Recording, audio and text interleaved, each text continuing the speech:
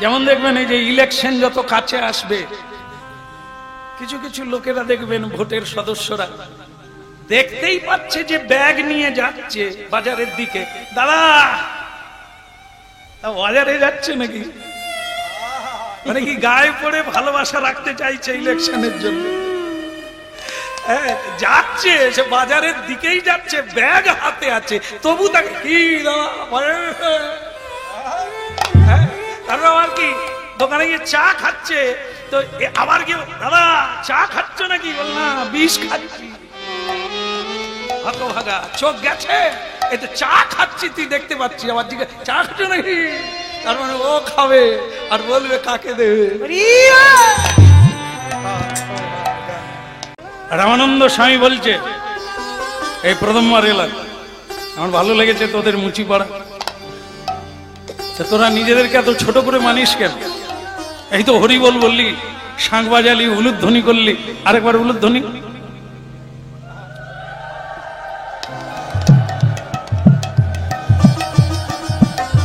আচ্ছা মা দুঃখ পাবেন না, আপনারা কি মুচি পড়া? রামানন্দ স্বামী মুচি পাড়ার মেয়েদেরকে বলছে আরেকবার উলুধ্বনি দেয়। আপনারা তো সেই মায়েরা নয়, আপনারা অনেক উঁচু জায়গা, বারবার উলুধ্বনি হরিধ্বনি করছেন, তাই আপনাদের চরণে আমারও প্রণাম। লাগলো ভালো, লাগলো ভালো, সাধুর কাছে কোনো উঁচু নাই নিচু নাই, মুচি নয় বৈষ্ণব নয়, হরিবল যারা বলে, কৃষ্ণ নাম যারা করে, সাধুকে যারা শ্রদ্ধা করে, তারা দেবতাদেরও প্রণাম, তারা অনেক এগিয়ে গেছে। অতএব এসব জাত পাগ নিয়ে উঁচু নিচু শব্দটা উচ্চারণ করো না। তাই যাক, আমার ভালো লেগেছে সেটা বললাম, তোমাদের এই মানে ব্যবহারটা আমাকে ভালো লেগেছে, এই সম্বর্ধনা এটা উচিত, তাই তোমরা করেছো। তাই যাক, কোথায় আমাকে কেন এখানে ডাকা হয়েছিল, বলে আমার ছেলেটাকে একবার দেখবেন। ও তোমার ছেলে না, চলো তো দেখি। কোথায়? ওর মায়ের কোলে। চলো দেখি, চলো।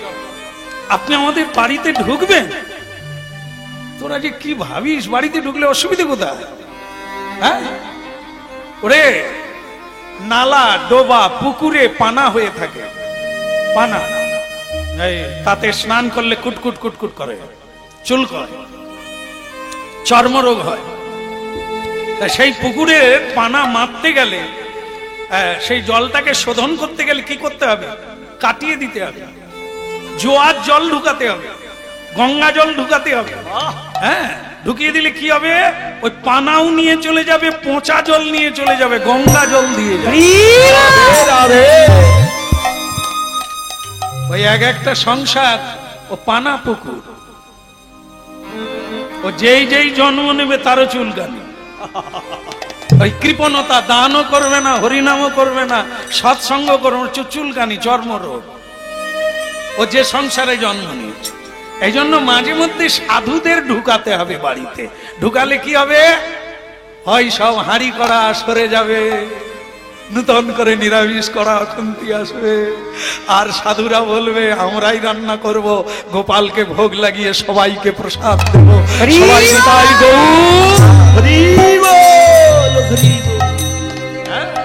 তাই আজকে যেখানে এলাম, কয়েকজন মা একে ধরেছে তিলক করে দিতে হবে। তাই আমি ভাবলাম যে এরা তিলক পরবে, কি ব্যাপার? হ্যাঁ, তা মাগো আজ থেকে কি তোমরা মাতাজি হয়ে যাবে? বললাম মাতাজি না, ভালো লাগে। ভালো যদি লাগে সীমন্তিনী খুলে দিয়ে তিলক দাও না, যখন মরে যাবে তিলকটাই সঙ্গে যাবে। এখন সোনার দাম যেমন একবার মাটির দাম কমে গেছে,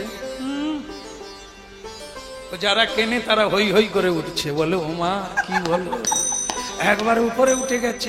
তাই সে যত দামি হার হোক না কেন, গলায় পরে থাকবেন, জম তবু শিকল দিয়ে টেনে নিয়ে যাবে।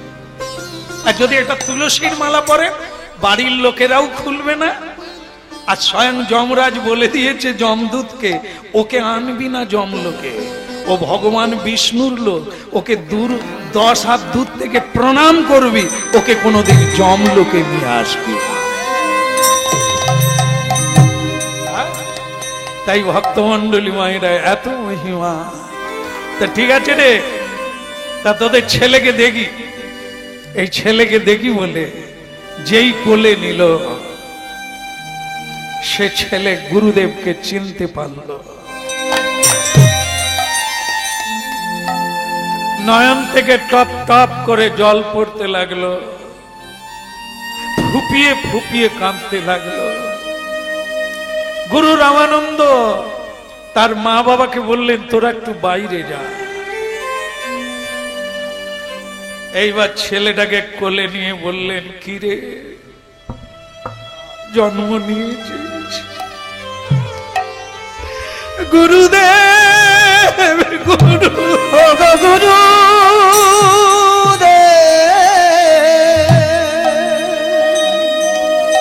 হে গুরু জ্ঞান দিন বন্ধু সানন্দ দাত করুণৈক সিন্ধু রাধা প্রণয় প্রচার গুরু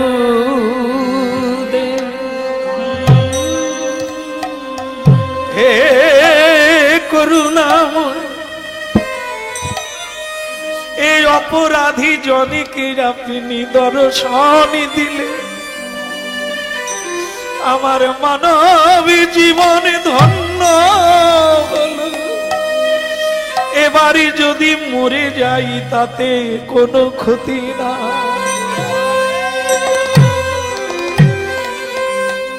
সদানন্দ গুরুদেব, আমার বড় কষ্ট রে, তোকে ছেড়ে কি করে থাকি বলতো? তুই ওই অপরাধটা করলি কেন? যাক, জন্ম নিলি তা খাচ্ছিস নি কেন? খাচ্ছিস না কেন? মায়ের দুগ্ধ তো খাবি, নাহলে তো মরে যাবি। গুরুদেব, আমার মায়ের যে দীক্ষা তো হয় না, মা তো প্রসাদ ভোজন করে না, মা ভগবত সেবা করে না, হরিনাম উচ্চারণ করে।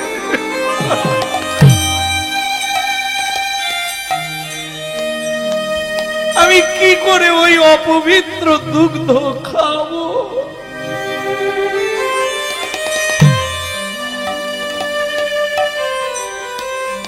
চোখের জল মোছ, আমি তোর মাকে মন্ত্র দান করব।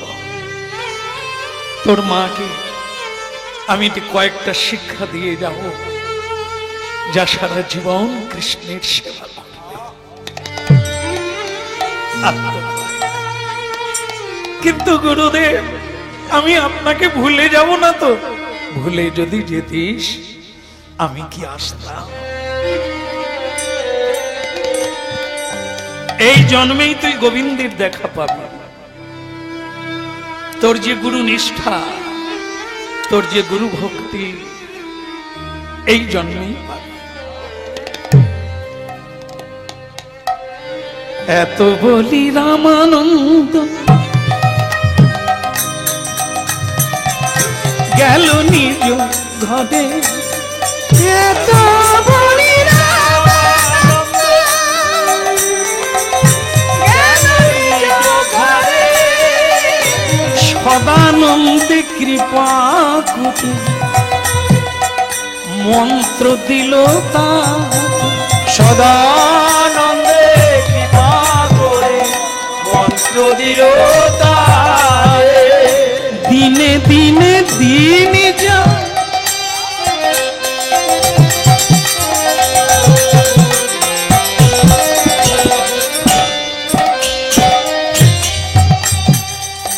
দিনে দিনে দিন যা শশী কলার না, বালকেরই শনি বালক খেদিয়া বেড়া হইল দিনে দিনে দিন যায় শশী কলার না,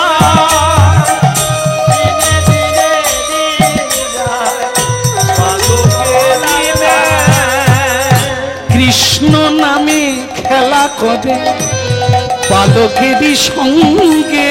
কৃষ্ণ নামে খেলা করে বালকেরই সঙ্গে। হরি বল বলে আনন্দেতে উঠে ওইরা হরি বল বলে আনন্দেতে ওঠে।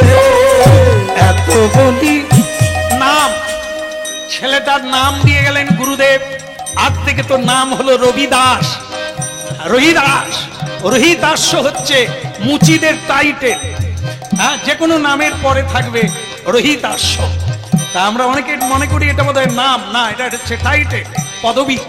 হ্যাঁ, তাই তার নাম দিলেন কি, আজ থেকে তোর নাম হলো রবিদাস।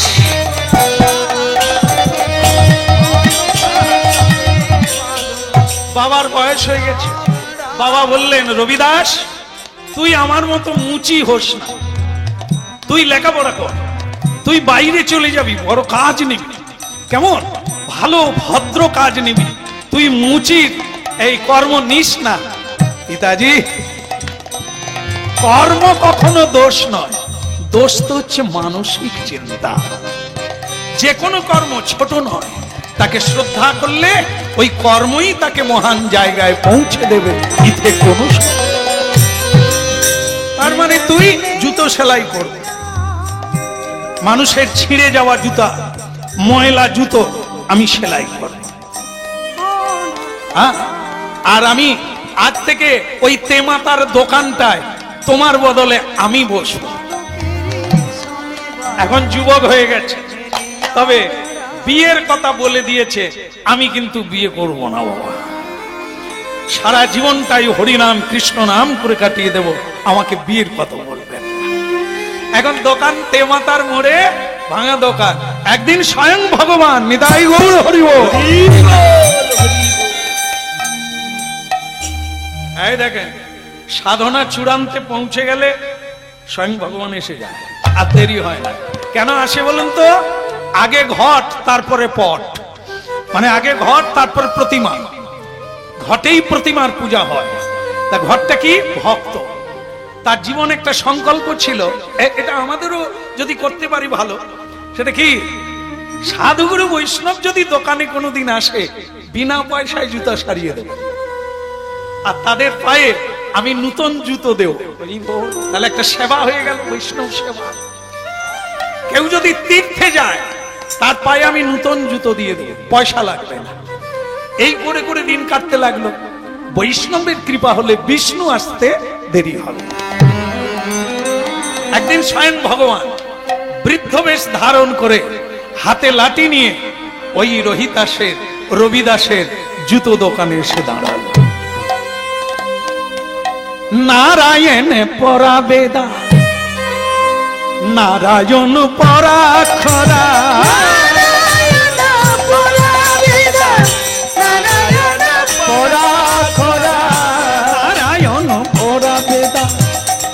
নারায়ণ পরা খরা, নারায়ণ পরা বেদা, নারায়ণ পরা খরা, নারায়ণ পরা মুক্তি, নারায়ণ পরা গতি, নারায়ণ পরা মুক্তি, নারায়ণ পরা গতি, নারায়ণ পরা মুক্তি, নারায়ণ পরা গতি, নারায়ণ পরা মুক্তি, নারায়ণ পরা গতি, নারায়ণ পরা বেদা, নারায়ণ পরা খরা, নারায়ণ পরা বেদা, নারায়ণ পরা শরা, নারায়ণ পরা মুক্তি, নারায়ণ পরা গতি, নারায়ণ পরা মুক্তি, নারায়ণ পরা গতি,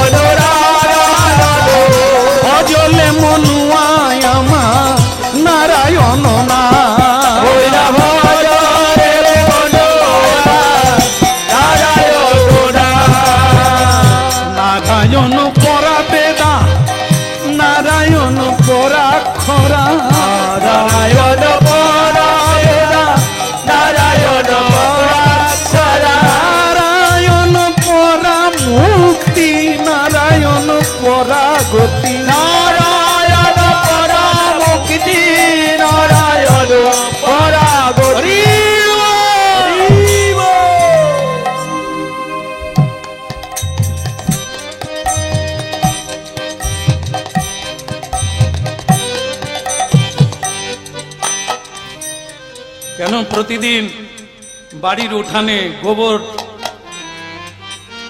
দেওয়া হয়। গোবর থাকলে তো দেয়নি তা নয়, যাদের বাড়িতে আছে দেয়, নালে গোবর পাবে কোথায়? এখন তো গরুই নাই। কেন দিতে হয়? কেন পবিত্র রাখতে হয়? ঝাড়ু দিতে হয়, সন্ধ্যা দিতে কেন? কবে আসবে কখন আসবে বলা যায় না, জায়গা রেডি রাখতে হয়, পবিত্র রাখতে হয়। যেমন অনেক এখন আছে আমরা যাবার পরে ঝাড়ু দেয়, মানে কলকাতা নিয়ে পৌঁছে গেলাম, বাসা রেডি হয়নি। কিছু কিছু জায়গায় বলে দাঁড়ান শ্যামসুন্দর প্রভু আপনি দাঁড়ান, আমরা ঝাড়ুটা দিই।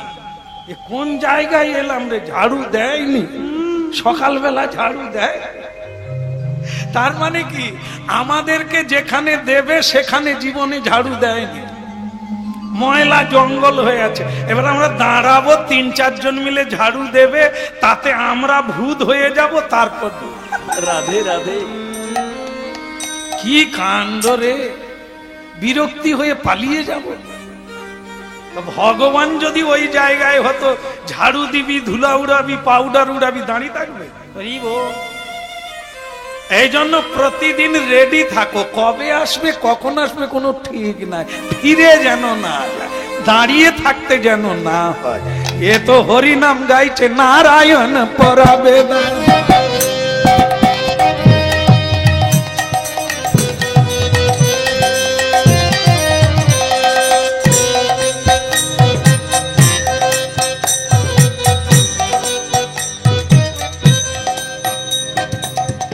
ছিঁড়া জুতা সেলাই করছে আর গান গাইছে। আর ওর একটা নিয়ম আছে, ও উল্টো পাল্টা দিকে তাকায় না। তে মাতার মোড়ে কত লোক যায়, কত গাড়ি যায়, কত কিছু হয়, ও কোনো দিকে তাকায়।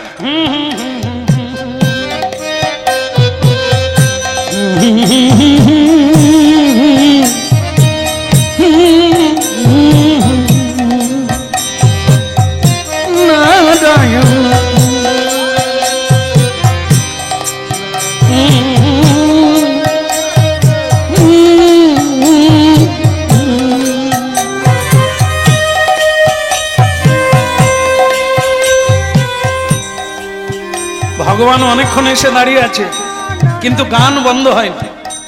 হরিনামের বেগ, হরিনামের স্রোত বন্ধ হয় না। ভগবান একটু ঘাড় নাচালে,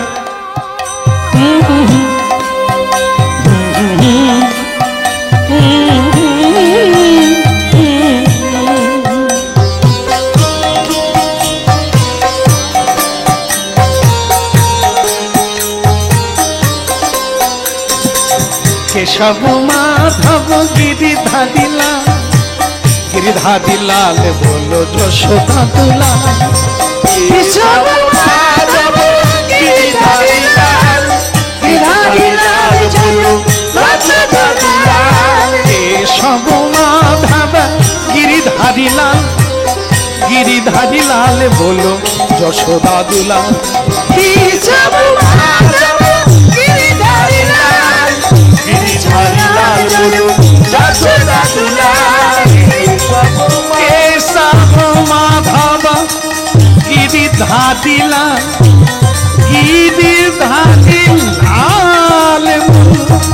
মদন গোপাল বলো কেশব মাধব গিরিধারি লাল, হরি হরি হরি গোপাল।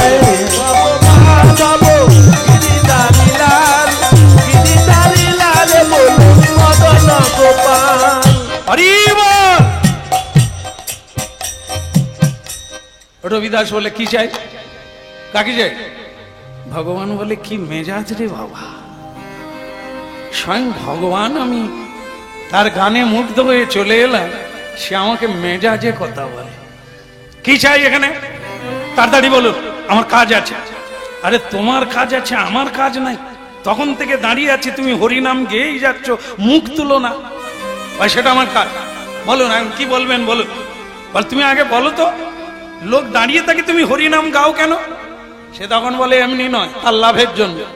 জীবনে তো হরিনাম করে না, তাই তাকে দাঁড় করে একটু হরিনাম ঢুকিয়ে।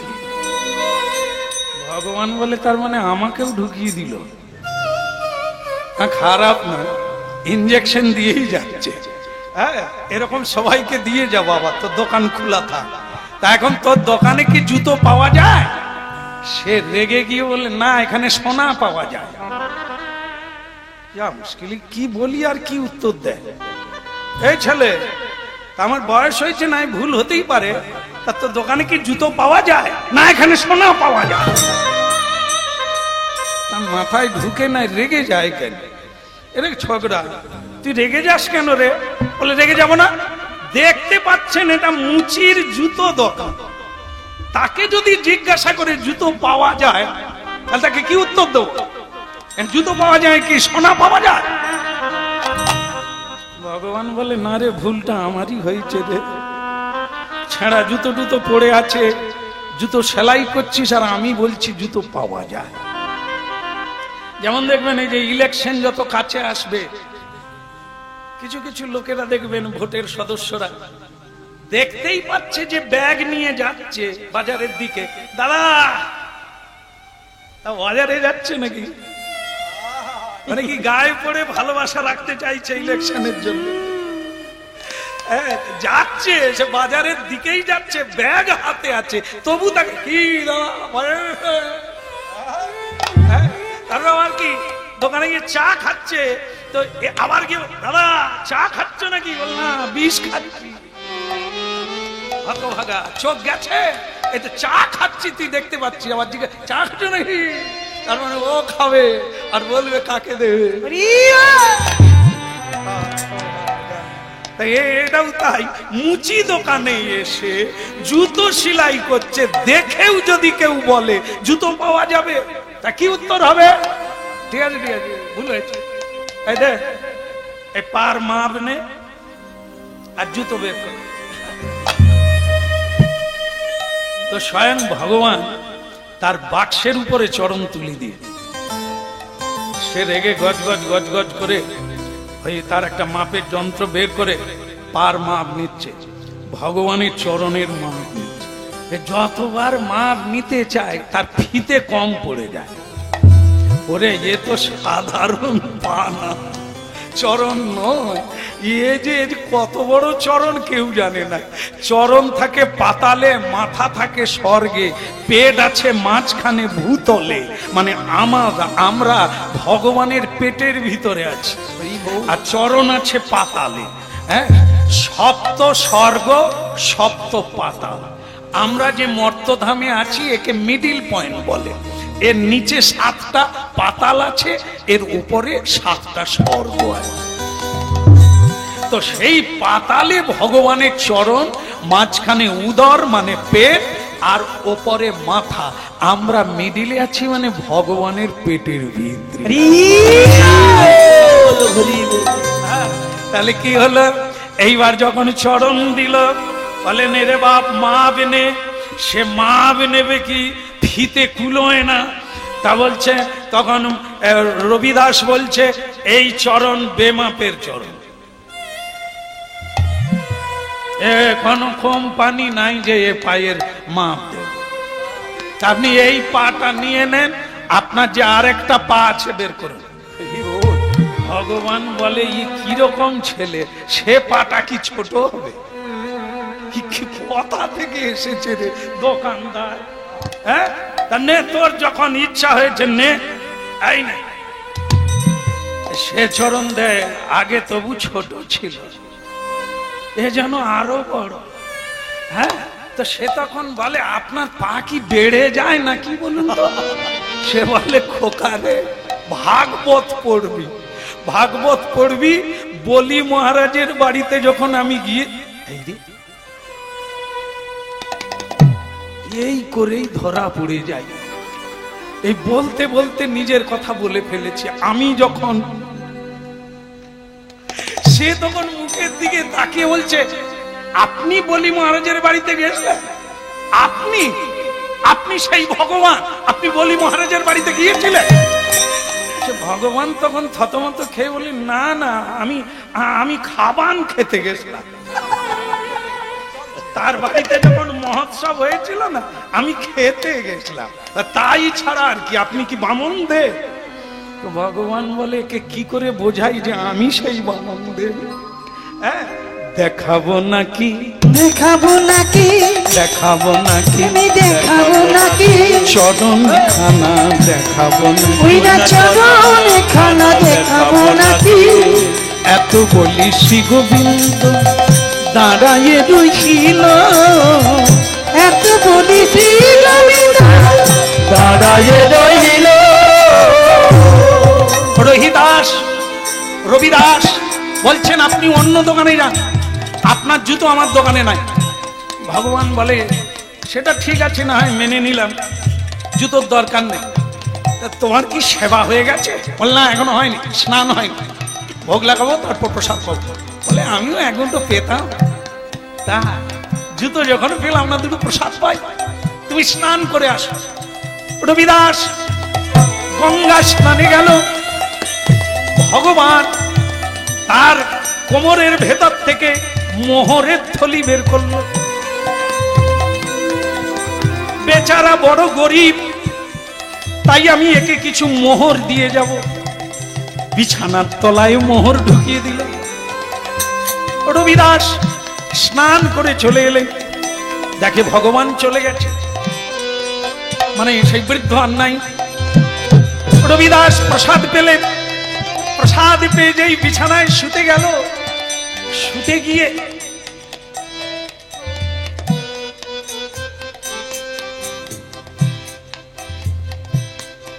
বিছানায় কি ঢুকলো রে বাবা? সে কিন্তু বিছানার তলায় দিয়ে রেখেছে। একে যেন ছাড় পোকা কামড়াচ্ছে, বিছা কামড়াচ্ছে।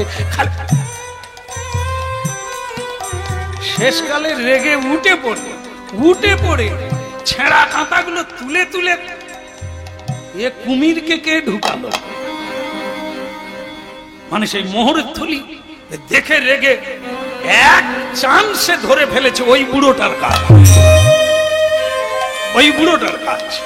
একবার যদি ওই বুড়োটাকে আমি পাই, আস্তে পিস্তে বেঁধে ফেলবো একবার। রেগে মোহরের থলিটাকে চালে গুঁজে দিয়েছে, চালে গুঁজে রেখে দিয়ে আবার জুতো সেলাই এবং হরিনাম চালু করলো। ভগবান চিন্তা করলেন, যাক মোহর দিয়ে এসেছি, বড়লোক হয়ে গেছে। পরের দিন স্বয়ং গোবিন্দ আবার এসেছে। যেই এসেছে রবিদাস চিনতে পেরেছে সেই বুড়ো। বুড়ো বলে, তুই আমরা বুড়ো বলে বলছিস? বলে, বলবো না, গতকাল তুমি যে কাজ করে গেছো তোমাকে এমনি বলবো? কি কাজ করেছি? কি খারাপ কিছু করেছি আমি? বলে, মোহরের থলি আপনি বিছানায় রেখে যাননি।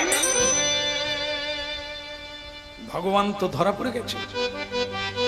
ভগবান বলে, ওই রাস্তায় কুড়িয়ে পেয়েছিলাম তাই তোমাকে দিয়ে দিলাম, তুমি গরিব মানুষ, ভগবানের নাম কীর্তন করছো, ভগবান বলে তো কিছু নাই, খামাখা নাম কীর্তন করো, চাল ভেঙে পড়ে যাচ্ছে, খেতে পাও না, তাই রাস্তায় পড়েছিল, ভাবলাম তোমাকে দিয়ে দিই। খাও খাও খাও, প্রাণ ভরে খাও, বাড়ি বানিয়ে নাও, দরকার হয় তোমার ভগবানের মন্দিরও বানিয়ে নাও। সে তখন বলে, আমি খেতে পাই না পাই আপনাকে কি আমি বলেছি? আমার ঘরে অভাব আছে আপনাকে কি আমি চেয়েছি? আমার ভগবান আমাকে কৃপা করে কিনা আপনাকে কি আমি বলেছি? আমার অভাব নাই, কুবেরের ধন থাকলেও আমার দরকার নাই। আমি ভগবানের কাছে বলি, আধ পেটা খাবো, একদিন খাবো, যেন প্রাণ ভরে নিতাই গৌর বলতে পারি। আমার গুরুকে চেনে, আমার গুরু রামানন্দ স্বামী, তিনি বলেছেন এই জন্মেই আমার ভগবত দর্শন হবে, তাই ভালো খেতেও চাই না, ভালো পড়তেও চাই না, আমি আমার প্রাণ গোবিন্দ। হরি বল, হরি বল। ভগবান আর পারলেন না, আর দাঁড়াতে পারলেন না। কখন যে বুড়ো ছদ্মবেশ খুলে দিয়ে স্বয়ং ভগবান হয়ে দাঁড়িয়ে গেছে ভগবানও জানে। রবিদাস দেখে তো মাথা নিচু করে বলছেন, প্রভু প্রভু আপনি কে গো? তুমি কাঙালি বেশে এলে আমার ভাঙা ঘরে। কে গো তুমি কাঙাল বেশে এলে আমার ভাঙা ঘরে। কে গো কাঙালি বেশে এলে আমার ভাঙা ঘর কে গো তুমি কাঙাল বেশে এলে আমার ভাঙা ঘরে দেখে আমার তাই মনে হয় চেনা চেনা মনে লাগে দেখে আমার এই মনে হয় চেনা চেনা মনে লাগে কে গো তুমি কাঙালি বেশে এলে আমার ভাঙা ঘর তুমি কাঙাল বেশে এলে আমার ভাঙা ঘরে রাধা কৃষ্ণ দুজনা দাঁড়াইয়ে রহিল রাধা কৃষ্ণ দুজনা দাঁড়ায় রহিল হরি হরি হরি ধ্বনি করিতে লাগিল হরি হরি হরি হরি হরিতে লাগিল যুগল হয়ে দাঁড়ালো যুগল হয়ে দাঁড়ালো বদনে হরি বলো যুগল হয়ে দাঁড়ালো চাঁদ বাতাবে গরিবালো যুগল হয়ে দাঁড়ালো আজকে এই পর্যন্ত। আবার যদি কোনোদিন মহাপ্রভু টেনে আনে আবার নতুন করে আস্বাদন হবে।